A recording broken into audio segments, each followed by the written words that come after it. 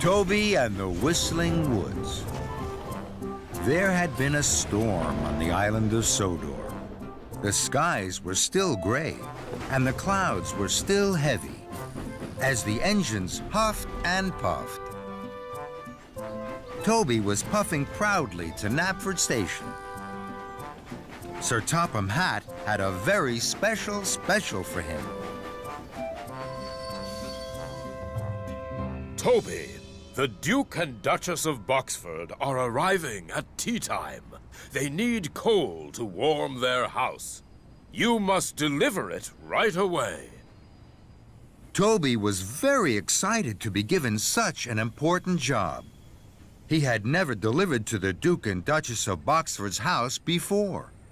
Right away, sir.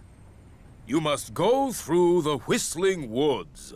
The other track to the house is blocked. A tree fell across it in the storm.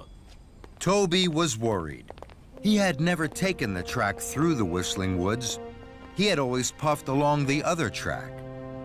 I don't like the Whistling Woods. I think it's dark in there and full of strange noises. But today, Toby would have to puff through the Whistling Woods. Toby chuffed up to Whistling Woods Junction. James and Thomas were there. They were shunting freight cars. Hello, Toby. But Toby didn't say hello to his friend Thomas. He was too busy looking at the Whistling Woods. You look worried, Toby. Toby was worried, but he wanted to be brave. Hello, Thomas. I have to take this coal to the Duke and Duchess's house. I have to chuff through the Whistling Woods. Then Toby's signal turned green. But he didn't chuff away. Thomas and James were puzzled. Are you scared of the Whistling Woods, Toby? Toby didn't want James to think he was a scaredy engine. No, I'm not. Thomas wanted to help his friend. I can chuff through the woods with you, Toby. Toby wanted Thomas's help, but he was an old engine. Old engines can't be scaredy engines. I can't ask young engines for help. So, Toby pumped his pistons. No, thank you, Thomas. I don't need your help. And Toby chuffed off into the Whistling Woods, all by himself.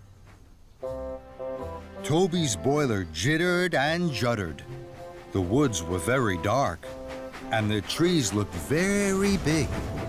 Toby wanted to be a brave engine, and not a scaredy engine. I'm not scared of the Whistling Wood. I'll puff straight on, like Thomas would.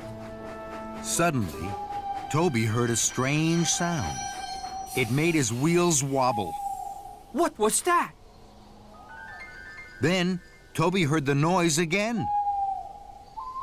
Bust my buffers! These woods are too scary for me.